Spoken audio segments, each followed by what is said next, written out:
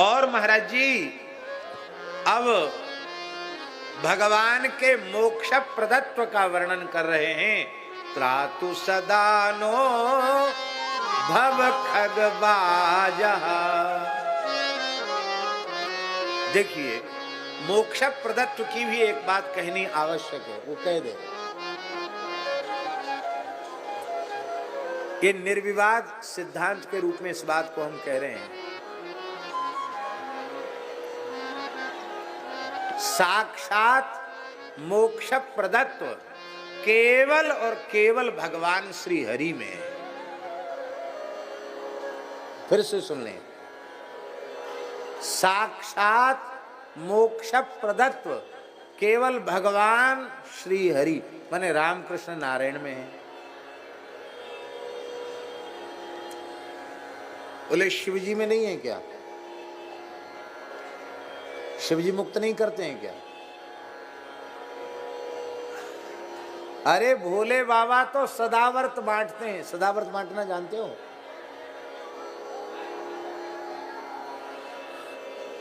आपके पिताजी का श्राद्ध है और आपने ब्राह्मणों को निमंत्रित करके बुलाया है, तो श्राद्ध में निमंत्रित होने के योग्य लक्षण जिन ब्राह्मणों में है उन्हीं को बुलाकर ना आप जिमाएंगे, उनका अर्घपात आदि से सत्कार करके उनको जिमाएंगे। पर बाहर क्षेत्र बांटना हो, सदावर्त बांटना हो, तो सदावर्त बांटने में ये परीक्षा नहीं करनी पड़ती है कि कौन खाने के योग्य है, कौन खाने के योग्य नहीं है। भगवान व्यास ने कई पुराणों में एक बात लिखी है, क्या करें हमारी स्मृति में केवल बात रह जाती है, श्लोक इतनी तीव्र बुद्धि नहीं कि हमको याद रह जाए, कोई कोई वाक्य याद रह जाता है। आइए एक कुर्सी लेके आओ। हनुमानगढ़ी के महंत श्री राजूदास जी महाराज बड़े प्रभावशाली महापुरुष हैं। हाँ इधर लगा दो, कुर्सी लगा दो, इधर लगा दो और कुर्सी ले आओ। जय हो महाराज, विराजो।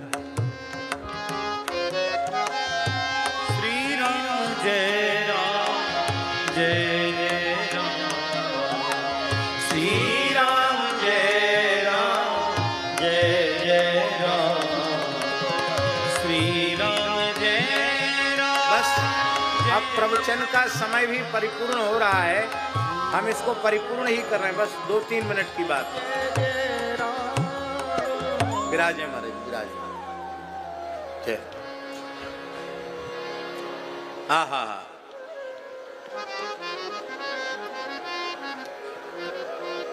हम क्या कह रहे थे फिर स्मरण दिलावें। साक्षात मोक्ष प्रदत्व भगवान में है। तब आप लोग कहेंगे शंकर जी में नहीं है क्या? अरे भाई शंकर जी तो मोक्ष का सदावर्त बांट रहे हैं।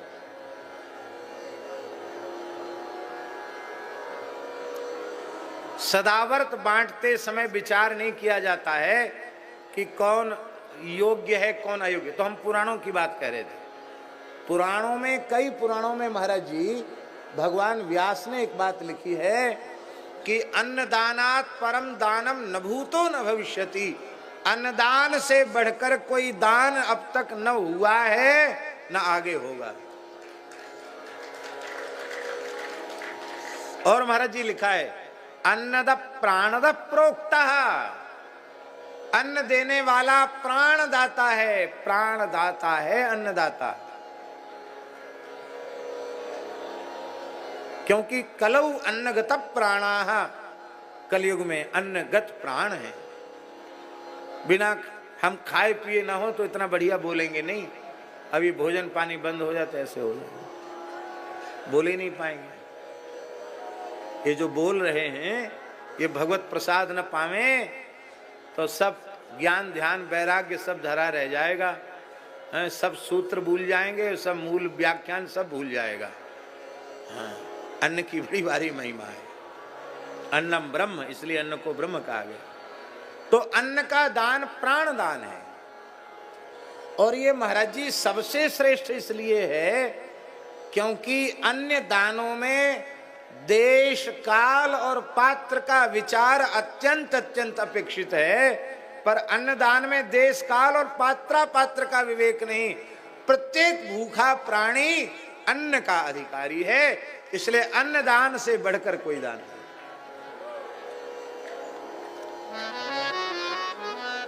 जैसे दयालु प्रकृति के लोग सदा व्रत बांटते हैं, कोई भूखा चला आओ, अमीर गरीब का भोग नहीं, भेद नहीं, ब्राह्मण चांडाल का भेद नहीं, भूखा मनुष्य अन्न का अधिकारी। ऐसी हमारे भोले बाबा के दरबार में भेद नहीं है। काश्याम मरणान मुक्ति ही वेद में लिखा है, ये श्रुति वचन है। काश्याम मरणान मुक्ति ही,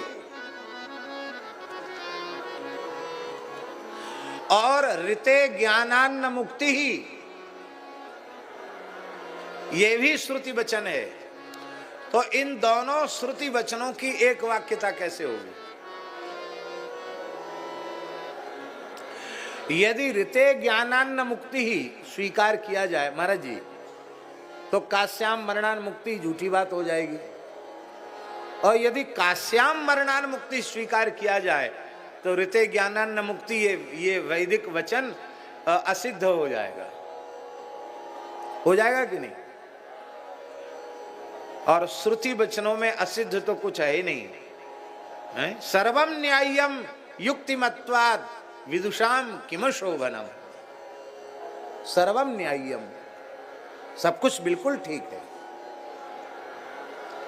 तो दोनों की एक वाक्यता कैसे होगी? दोनों की एक वाक्यता इस प्रकार होगी कि काशी में भगवान शिव जीवों के कान में श्री राम तारक षडक्षर मंत्राज का मरने वालों के कान में उपदेश करते हैं, और भगवान शिव वास्तविक जगत गुरु है। उनकी वाणी से जब राम नाम कान में जाता है तो उस जीव के भीतर राम नाम के उपदेश के अव्यवहित उत्तर क्षण में ज्ञानोत्पत्ति हो जाती है और फिर वो मुक्त हो जाता है। इस प्रकार से काश्याम मरणान मुक्ति भी सही है और ते ज्ञानान मुक्ति भी सही है। काश्याम मरणान मुक्ति इसलिए क्योंकि काशी में मरने वालों को ही मंत्रोपदेश प्राप्त होता है, इसलिए काशी की महिमा है। काशी मरत जंतु अवलोकी, काशी मरत जंतु अवलोकी, जासु नाम बल करम विशोकी, जासु नाम बल करम विशोकी। तो शिव जी मोक्ष देते हैं, पर किसके बल से देते हैं? बोलो, श्री राम नाम के बल से। तो मोक्ष प्रदत्त परंपरा शिवजी में भी है,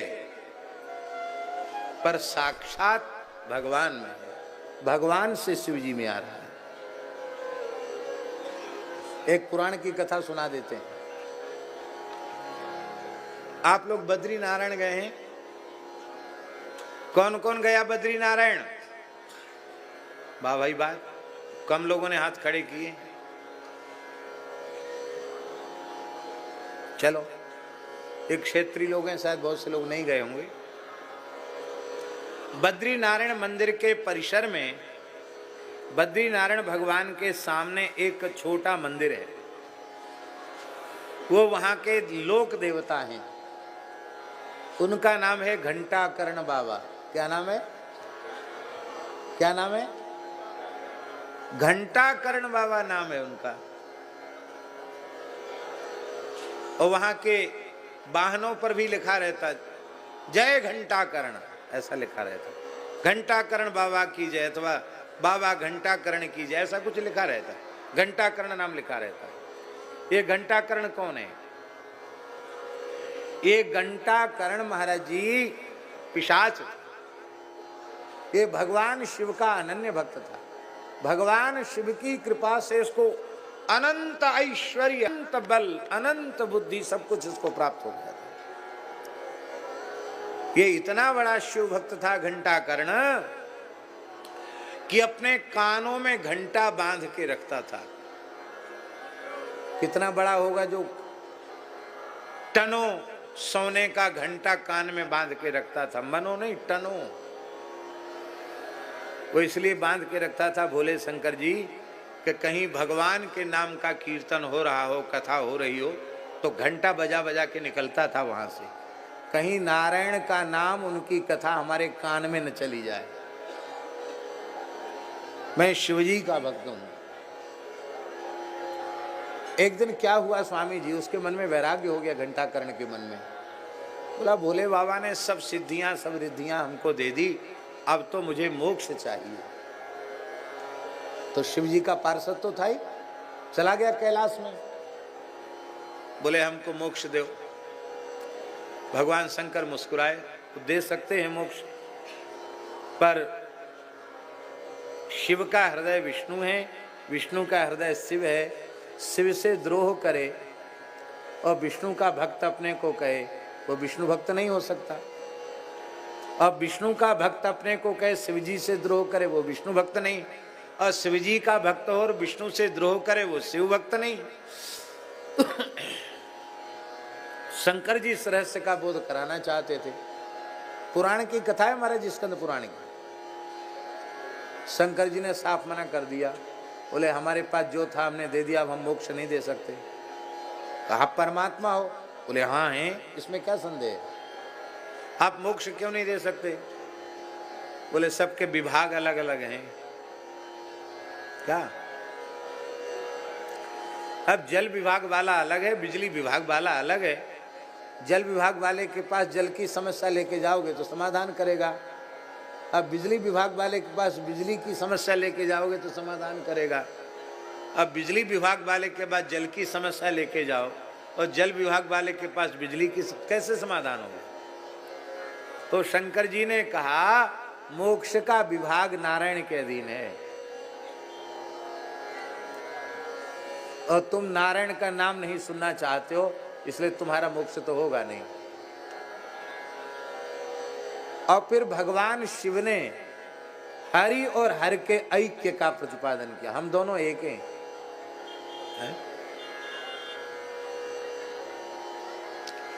ऐक्य का प्रतिपादन किया।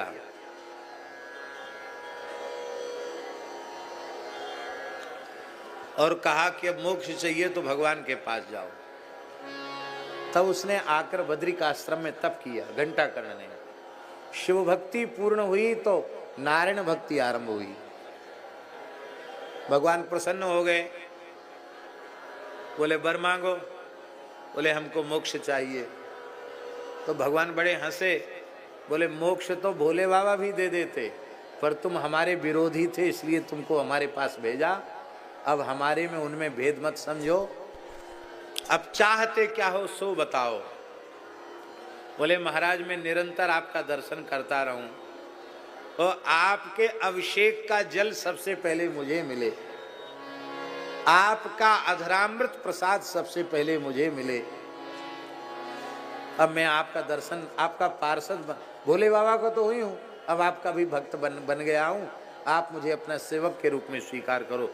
भगवान ने कहा तुम बद्री काश्रम तीर्थ के क्षेत्रपाल हुए, वो क्षेत्रपाल देवता हैं। तीर्थ के अधीश्वर तो बद्रीनाथ जी हैं और क्षेत्रपाल रुद्रगण श्री घंटाकर्ण जी हैं। बोलो घंटाकर्ण बाबा की जय है। भगवती भी मोक्ष देती है, देती है कि नहीं देती है? नहीं तो पुराण के वचन असिद्ध हो जाएंगे। मोक्ष देती है भगवती।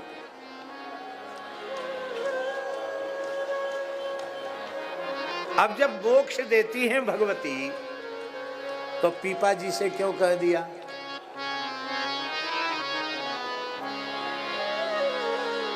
प्रथम भवानी भक्त मुक्ति मांगे को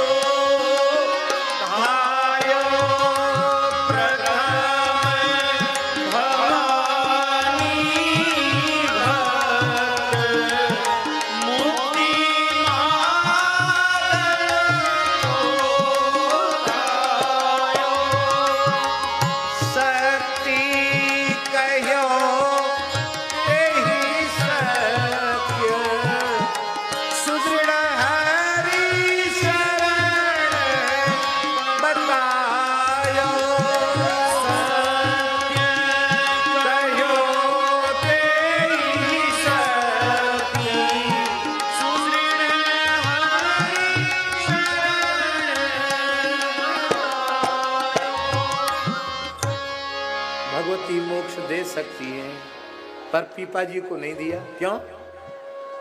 बोले भाई मैं देती हूं, हरि भक्ति के प्रताप से मोक्ष देती हूं, तुमको भक्ति तो मिली नहीं। श्री रामानंदाचार्य भगवान की शरण ग्रहण करो। गणेश जी भी अपने उपासक को भगवत भक्त बनाते हैं, सूर्य भी अपने उपासक को भगवत भक्त बनाते हैं, शिव जी भी अपने उपासक को भगवत भक्त बनाते हैं, क्योंकि अंगी भगवान हैं। तो ये सब भगवान के प्रधान अंग हैं, भगवत रूप ही हैं। अंग भी अंगी के स्वरूप का ही होता है। अंग के तिरस्कार से अंगी का तिरस्कार होता है, पर अंग अंगी भाव में अंगी ही प्रधान होता है। तो भगवान के मोक्ष प्रदत्व को श्री सुतीक्ष्ण जी सिद्ध कर रहे हैं। त्रातु सदा नो भव खग बाजा, त्रातु सदा नो भव खग बाजा, त्रातु सदा नो भव खग बाजा, त्रातु सदा नो भव खग बाजा। इस आवागमन के चक्र को सुतीक्ष्ण जी महाराज भव कह रहे हैं, क्योंकि भव शब्द की व्युत्पत्ति क्या है? भवन्त्यस्मिन् निति भवः, भवन्त्यस्मिन् जन्मस्थिति भंगाः अस्मिन् निति भवः। इसी में लोग पैदा हो रहे हैं, मर रहे हैं, इसलिए भव है। और ये भव रूपी आकाश है, और इस भव रूपी आकाश में ये जीव रूपी पक्षी भटक रहा है। आकाश से, आकाश क्यों कहा? आकाश से पृथ्वी पर और पृथ्वी से आकाश। क्षीणे पुण्य मर्त्यलोकम विशंति, इसलिए आकाश की उपमा दी। और बाज क्यों कहा? प्रभु कृपा को, भगवत शरणागति को, भगवान नाम को बाज क्यों कहा? चाहे जितने आकाश में उड़ने वाला पक्षी हो, बाज झपट्टा मारता है तो एक में ही पक्षी को गप कर जाता है। ऐसे ही जब ठाकुर जी की कृपा झपट्टा मारती है बाज के जैसी, तो उसी क्षण जीव संस्कृति के चक्र से विमुक्त हो जाता है। त्रातु सदा नो भव खग बाजा, त्रातु सदा नो भव खग बाजा, त्रातु सदा में भव खग बाजा। ये कहना चाहिए कि नहीं? ये कहना चाहिए नहीं? पर नो कहा। नो क्यों कहा? अस्माकम न अस्माकम, ये है संत की करुणा। मनमोहन शरण जी, भक्त कभी केवल अपनी ही रक्षा की प्रार्थना नहीं करते, पूरे जगत की रक्षा की प्रार्थना करते हैं। हे प्रभु, आप इन सब जीवों की रक्षा कीजिए। हैं? हमारे महाराज जी से, भक्तमाली जी से किसी ने कहा हमको बहुत आशीर्वाद की जरूरत है, विशेष आशीर्वाद दीजिए। महाराज जी बोले, नाम बड़े और दर्शन थोड़े, ना तो भजन है, न साधन है, न तपस्या है, ना किसी को साप दे सकते हैं और न किसी को आशीर्वाद दे सकते हैं। बहुत से सिद्ध महात्मा होते हैं, उनके आशीर्वाद से काम बन जाता है।